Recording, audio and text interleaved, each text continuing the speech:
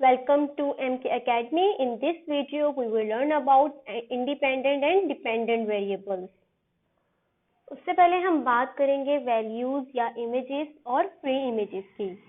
For a given input x, the output of a function is called values of a function at x or images of x under the function. जिसमें x जो है हम उसे free images कहते हैं और values जो हमारे पास एज अ आउटपुट आती हैं जब हम x को एज अ इनपुट पुट करते हैं तो उसे हम इमेजेस कहते हैं x की under the function f. Sometimes we will want to denote the output by a single variable, let's say y, and normally हम y ही यूज करते हैं आउटपुट के लिए और हम इक्वेशन ऐसे लिखते हैं y is equal to f of x.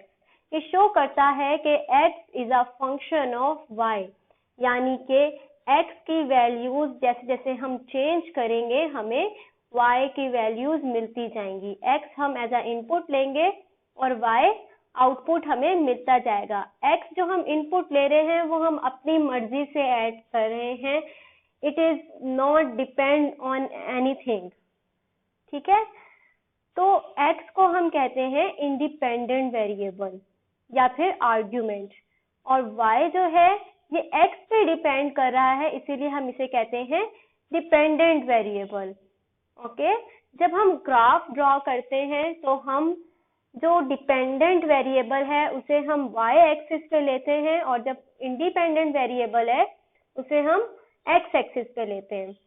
ठीक है, इसके अलावा एग्जाम्पल के थ्रू अगर हम देखें कि जैसे एरिया ऑफ अ सर्कल है pi r, A is equal to pi r square, उसमें जो आर है रेडियस उसकी वैल्यूज हम चेंज करते रहते हैं तो हमें एरिया मिलता रहता है.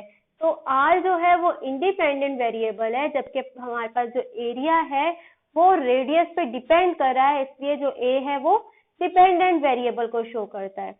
ओके, आई होप आपको समझ आ गई होगी. It's very easy. If you have any query, any question, you can ask in the comment section below. Thank you.